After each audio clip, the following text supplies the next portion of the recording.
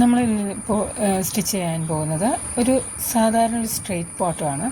അപ്പോൾ അതിന് വേണ്ട measurements seat tight, bottom length, elastic tight, foot tight, ഇത്രയും കാര്യങ്ങളാണ് വേണ്ടത്. ഇത് സീറ്റ് ടൈറ്റ് എന്ന് പറയുമ്പോൾ നമ്മുടെ ഹിപ്പിൻ്റെ ഭാഗത്തുള്ള ടൈറ്റ്, അത് ഒരു 38 നമ്മളിന്ന് ഇപ്പോൾ വെട്ടാൻ പോകുന്നത്. ബോട്ടത്തിൻ്റെ ലെങ്ത്ത് വരുന്നത് 40 ഇഞ്ചാണ്.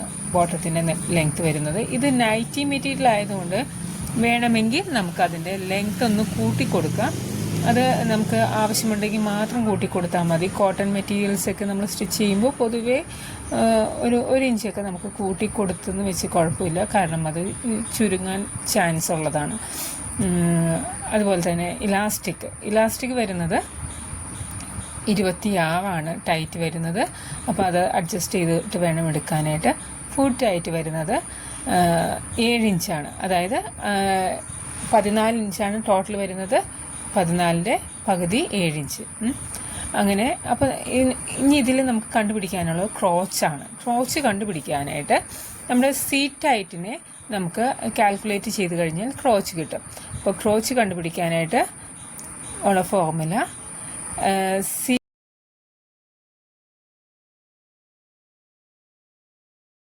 ക്രോച്ച് കണ്ടുപിടിക്കാനുള്ള formula seat tight divided by 3.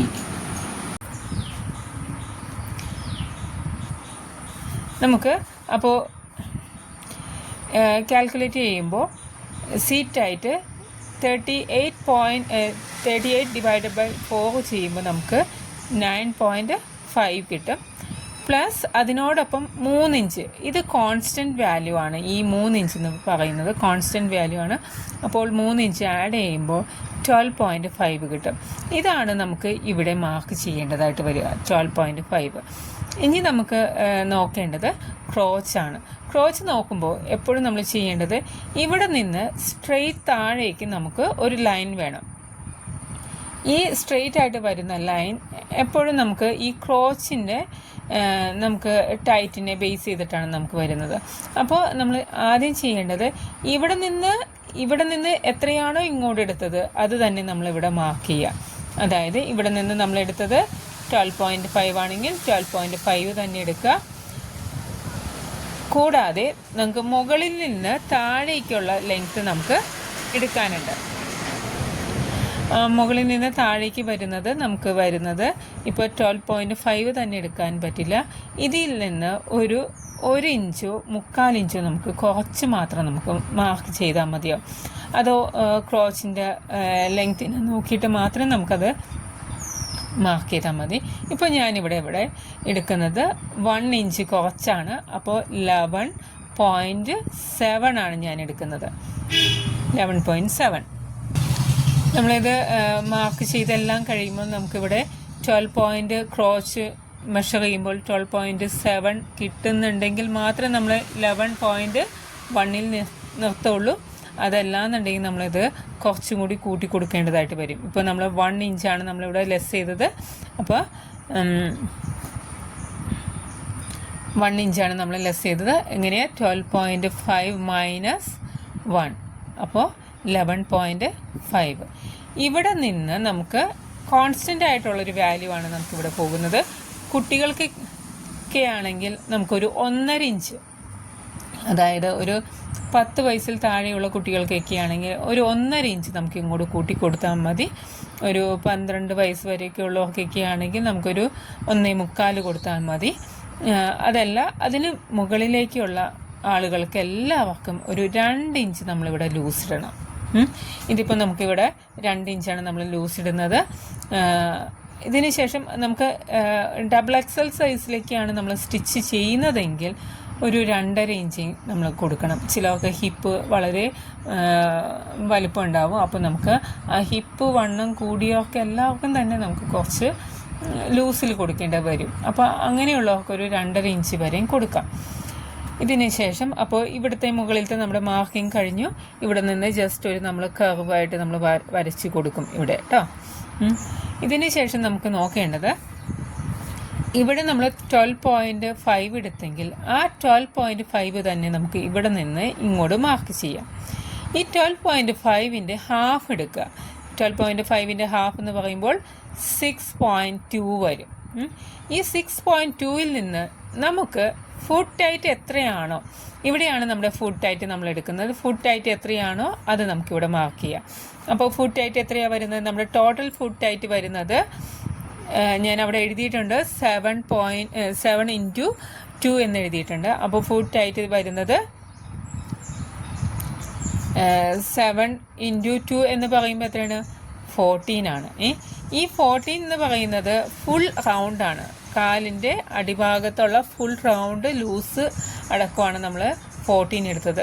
അപ്പോൾ നമുക്ക് ഈ 14 അങ്ങനെ തന്നെ ഇവിടെ എഴുതാൻ പറ്റില്ല. അത് എടുക്കണമെങ്കിൽ ഇതിന് നമ്മുടെ കയ്യിലുള്ള ഈ പീസ് എത്ര പീസാണ്? 4 പീസാണ് ഇതിൻ്റെ അടിയിൽ കിടക്കുന്നത് അല്ലേ? 4 നമ്മൾ ആ മെറ്റീരിയൽ മടക്കിയിരിക്കുന്നത്. അപ്പോൾ ആ 4 ആയിട്ട് നമ്മൾ ഇതിനെ ഡിവൈഡ് ചെയ്യണം. നമുക്കപ്പോൾ ഇതിനെ 4 നമുക്ക് ഡിവൈഡ് ചെയ്യേണ്ടത്. അതായത് ഈ 14 എന്ന വാല്യൂവിനെ നമുക്ക് 4 ഡിവൈഡ് ചെയ്യണം. അപ്പോൾ ഡിവൈഡഡ് ബൈ 4 കൊടുക്കാം. അപ്പോൾ അത് നമുക്കൊന്ന് ചെയ്ത് നോക്കാം. അപ്പോൾ 40 ഡിവൈഡഡ് ബൈ 4 കൊടുക്കുമ്പോൾ 3.5 കിട്ടും. 3.5 കിട്ടും. ഈ 3.5 നമ്മുടെ സ്റ്റിച്ചിങ്ങിൻ്റെ നമ്മുടെ ലൂസ് അടക്കമുള്ള ഭാഗമാണ് വരുന്നത്. ഇതിനകത്ത് സ്റ്റിച്ചിങ് ഏരിയ നമ്മൾ ഇൻക്ലൂഡ് ചെയ്തിട്ടില്ല. അപ്പോൾ നമുക്ക് എത്രയാണോ സ്റ്റിച്ചിങ് ഏരിയ ഇൻക്ലൂഡ് ചെയ്യേണ്ടത് അതും കൂടി നമുക്ക് ചേർത്ത് നമുക്ക് ഇതിനകത്ത് എടുക്കേണ്ടതാണ്. അപ്പോൾ നമുക്ക് ഇതിൻ്റെ വരുന്നത് ഇവിടെ നമ്മൾ 12 എത്രയാണ്? ഇപ്പോൾ 11.1 ആണ് നമ്മൾ എടുത്തിരുന്നത്. 11.1ൽ നമ്മളൊരു മാർക്കിംഗ് ഇവിടെ കൊടുക്കുക. അതിനുശേഷം ഇവിടെ നമുക്ക് 3.5 ആണല്ലോ. അപ്പോൾ ഈ 3.5 നമുക്ക് ഇങ്ങോട്ട് മാർക്ക് ചെയ്യാം. 3.5 ഇങ്ങോട്ട് മാർക്ക് ചെയ്യാം. ഇതിൻ്റെ സെൻറ്ററിൽ നിന്ന് 3.5 നമുക്ക് ഇങ്ങോട്ടും മാർക്ക് ചെയ്യാം. എന്നിട്ട് ഇതിനോടൊപ്പമാണ് നമ്മൾ സ്റ്റിച്ചിങ് ഏരിയ കൂടി നമ്മൾ കൊടുക്കുന്നത്. ഇതിനോടൊപ്പം സ്റ്റിച്ചിങ് ഏരിയ കൂടി നമ്മൾ കൊടുക്കുന്നത് എത്രയാണ്? നമുക്ക് എത്രയാണെന്ന് വെച്ചാൽ അത്രയും കൊടുക്കുക. ഇപ്പോൾ ഇവിടെ ഒരു 1/2 ഇഞ്ചാണെങ്കിൽ ഹാഫ് നമുക്കിവിടെ കൊടുക്കാം. ഹാഫും കൂടി കൊടുക്കുമ്പോൾ ഇവിടെ എത്രയാവും? നമുക്ക് 4 ഇഞ്ച് നമുക്കിവിടെ ടോട്ടൽ 4 ഇഞ്ച് വരും. ഇവിടെ നമുക്ക് ഹാഫ് മതിയെങ്കിൽ ഹാഫ് തന്നെ നമുക്ക് കൊടുക്കാം. അതല്ല നമുക്കവിടെ 1 ഇഞ്ച് കൊടുക്കണം, കുറച്ചുകൂടി ലൂസ് കൊടുക്കണമെങ്കിൽ 1 ഇഞ്ച് കൊടുക്കാം. അത് നമ്മുടെ ഇഷ്ടമാണ്. ഞാനിതിപ്പോൾ ഇവിടെ ഒരു 1 ഇഞ്ച് കൊടുക്കുകയാണ്. അപ്പോൾ ഇവിടെ വരുമ്പോൾ 3.5 ആണല്ലോ കൊടുത്തത്. അപ്പോൾ പ്ലസ് 1 ഇഞ്ചും കൂടി നമ്മൾ കൊടുക്കുമ്പോൾ എത്ര വരും? 4.5 വരും. അപ്പോൾ ഇവിടെ ടോട്ടൽ ഇപ്പോൾ വരുന്നത് ഇവിടെ 4ഉം ഇവിടെ 5 ആണ്. നമ്മൾ സെൻറ്റർ നോക്കിയിട്ട് മാത്രം നമ്മളിത് മാർക്ക് ചെയ്യുള്ളൂ കേട്ടോ. ഇതിന് ശേഷം നമുക്ക് ഈ ഭാഗത്ത് നിന്ന് നേരെ ഇതിലേക്ക് ഒരു ലൈൻ കൊടുക്കാം. ഇവിടെ നമ്മളൊരു പോയിന്റ് ഇട്ടിട്ടുണ്ടായിരുന്നല്ലോ. ഈ പോയിന്റിൽ നിന്ന് നേരെ ഇതിലേക്കും ഒരു ലൈൻ കൊടുക്കാം. താഴേക്കും നമുക്കിത് ലൈൻ കൊടുത്ത് സെറ്റ് ചെയ്യാം. അപ്പോൾ നമുക്കൊരു ബോട്ടത്തിൻ്റെ ഒരു ഷേപ്പിൽ നമുക്ക് കിട്ടും. ഇനി എങ്ങനെയാണ് നമുക്ക് തുണി ഫോൾഡ് ചെയ്യുന്നതെന്ന് നോക്കാം. ഇതിപ്പോൾ നമ്മുടെ മെറ്റീരിയൽ ആണെങ്കിൽ നമ്മൾ ബോട്ടത്തിന് നമ്മുടെ മെറ്റീരിയലിൻ്റെ ഡിസൈനും മറ്റു കാര്യങ്ങളെല്ലാം നോക്കിയിട്ടാണ് നമ്മൾ ഇത് ഫോൾഡ് ചെയ്യുള്ളൂ. ഇതിപ്പോൾ പീസ് നമ്മൾ എങ്ങനെ വേണം? ഇതേ രീതിയിൽ നമ്മൾ മടക്കുക. സ്ട്രെയിറ്റ് ആയിട്ട് നമ്മൾ അങ്ങോട്ടേക്ക് മടക്കിയതിന് ശേഷം ഇതിനെ ഇങ്ങോട്ട് കണ്ടോ നേരെ മുകളിലേക്ക് മടക്കുക.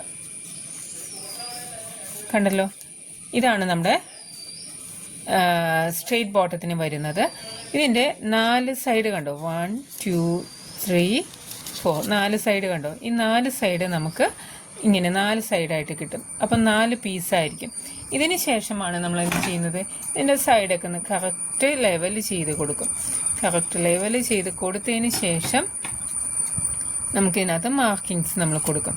ഇപ്പോൾ നമ്മൾ ചെയ്തിരിക്കുന്നത് ജസ്റ്റ് ഒരു പാറ്റേൺ ഞാൻ ഇതിനകത്ത് കാണിച്ചു തരാം.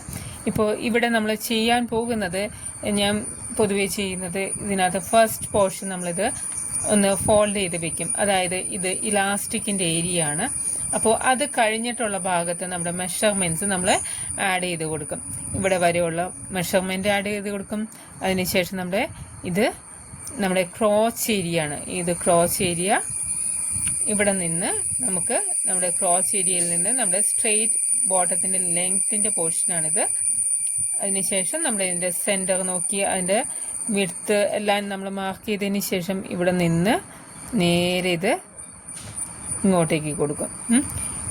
അതിന് ശേഷമാണ് നമുക്കിവിടെ ബോട്ടത്തിൻ്റെ താഴ്ഭാഗത്തായിട്ട് നമുക്ക് താഴ്ഭാഗം കട്ട് ചെയ്യാനുള്ളത് കണ്ടല്ലോ. ഇത് നമുക്ക് കട്ട് ചെയ്ത് കൊടുക്കാം. ഇങ്ങനെ കട്ട് ചെയ്ത് കൊടുക്കാം.